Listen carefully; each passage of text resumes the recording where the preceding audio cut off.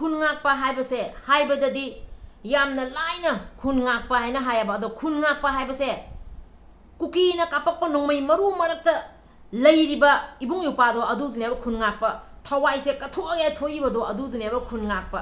अखोई मैमना red zone ने आइना चंगबदा खरा निंग हल्लगा तंजा जेंगा चंगयाबा अदो खुनगाई बेबिंग उपासिंग दि तंजा जेंगदे नोंमै मरु जेंगदे कुकीना बोम थादरकपा येंगदे मरक तुगा थवाई थादोसु अखोई मैमगी ने आइना चाबा निंग थुंगदना तुम्बा चाबा निंग थुंगदना नोंजो नोंसा मरकता लैरिबसे मैतै अखोई इचिनाव मैम सिगिनेबा अदो ngasi खुनगाई बेबिंग उपासिंगना चही हंजला भावना कांगचुपकी चिंखोंगदा लेबा इबुंग उपासिंगदा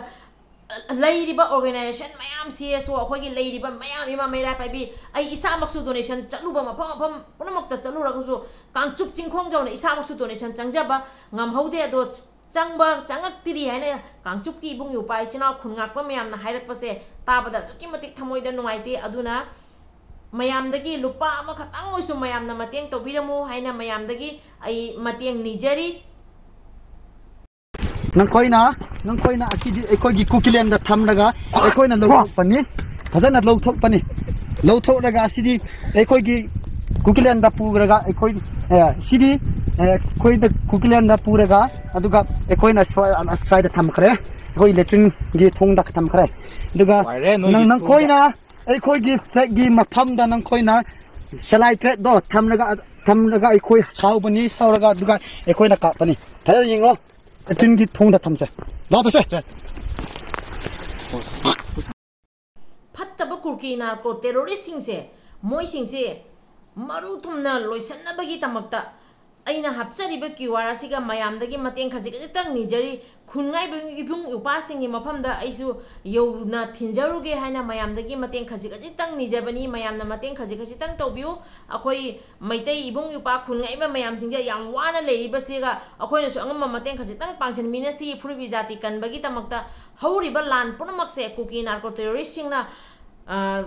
मेगी 2023 की तांग अहुमदगी असुमना लांदाना लाकपदगी असुगुंबा लान पुनमक्से थोखिबनी अदुगा हौजिक एनआईए नमुक रिपोर्ट अमा मयामनसु उरमनी ममांग वीडियोदसु हाइजगरे मैतैना लांदाबा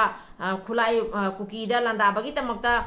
खुलाई मुल्ली खोली मयामसु थोएको अदुना तबा हौजिक असम राइफल सिंगनसु तौरिबा मयाम अमा हौजिक ngasigisu मयामना उरमनी लै मराबरोमदा तौरिबा असुंबगी वीडियो मयामसु मयामना उरमनी असिगा खुनगाकपनेना लैरिबा खो इबुंग उपासिंगसे असि लैत्रगदी अखोइसे कै ओइगनी अदुना ngasi अइना हंदक मयामदगी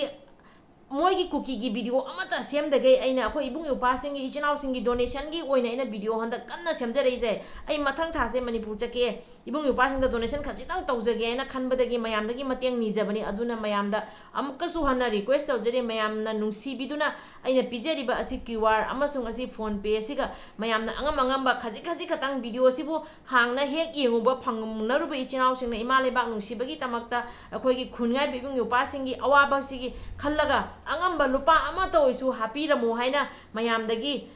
होजाइदगी पारी इमोम चैनल ला मयाम पुनमकी मफमदा अमुकसु हन्ना रिक्वेस्ट तौजरी अदो इचनाव मयाम वीडियो क्लिप खरसु हापचरके कुकी सिंगना हुजिक बंकर सारंबा अदुगा अतैसु चथारिबा मोइना मैतैगी मफमदा करम मफमदा मोइना कमाइना बंकर सायबसे मतेक खतंग उच्चरके अदु मखा ताना येंगमिनगिसी Kampokpi district manungda leba Kampokpi picnic spot ni mayamna haina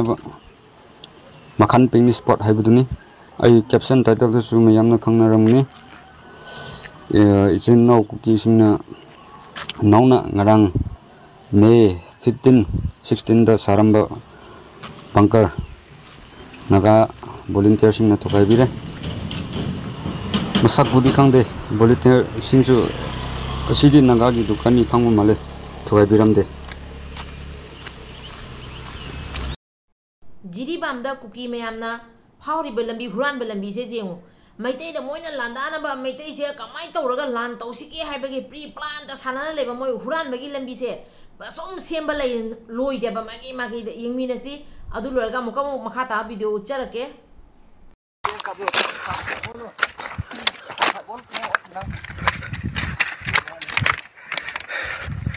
होवा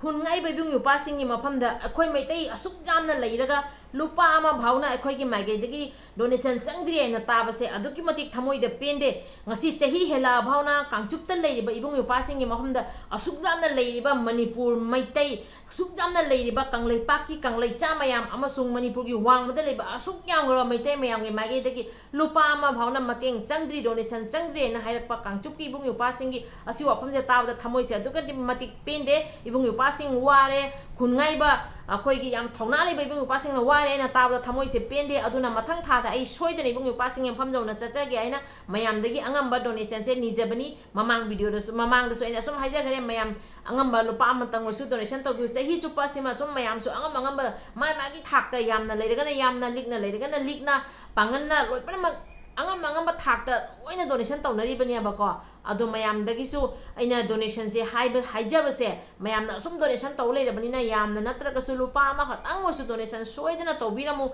khungai bebing upa singi mafam da yona ba aisu thinjaruge adugi tamakta mayam dagi mateng nijabani aduga huji kukina tawriba mato mom lakchari ba mayam se asi jigi pakhumpi na ba asi jigi tamakta lepi ba se athoba khungak pangak tani aba akoina hekta pangang ngang akoina oijaba na teba akoina ngasi ngangjeba ngami ba se khungai bebing upa lei badagi ne ba aduna khungai bebing upa singse akoina pangan handahan ba yade thongna handahan ba yade ba khungak pa haibadi maite e khoise ngak na lei bani ba maite e khoi gi tamakta ne na ngasi thawai ka thoge na thui bani ba khungak pa lei ba mayam se aduga loina na imam maira pai bi singi su yamna achoba thodang ni handaki matang siga Kuki sing na ot pa nei ba tawrai ba Kuki sing na maitai da landara iba siga achoba thodang lori ba se khungai bebing upa aduga ima maira paibi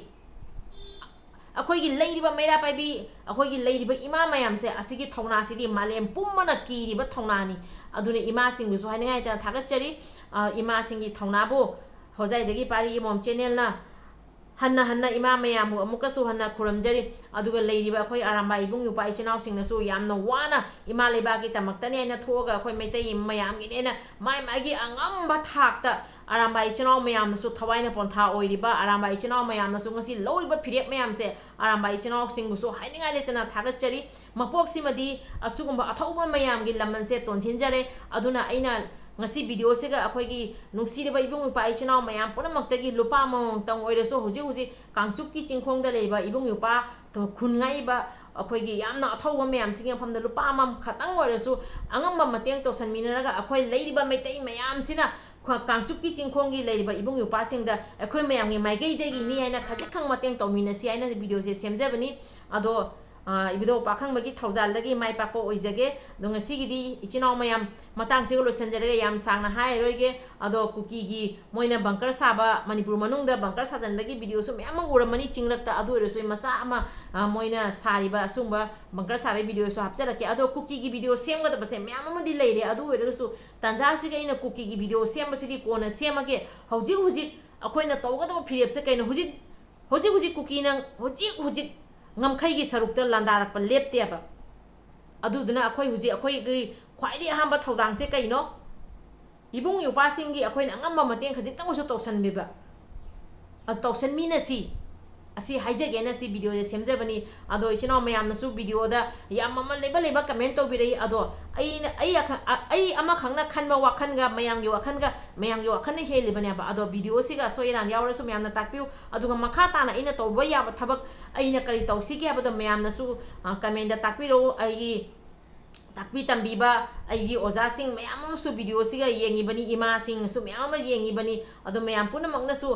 video siga makha ta na kari to ba ya ge ya se mayam na sum takpiro haina ai channel hojai dagi pari mom channel gi mage dagi mayam punamak ki mafam da si wafam sima thamjage ngasi gidi loisanjarage budo pakhang mana yai phare kanglei pakna yai phare mayam soirga ba kaya leiraga su ngakpi haina amuka su hanna hojai dagi pari mom channel la mayam punamak ki mafam da request tawjari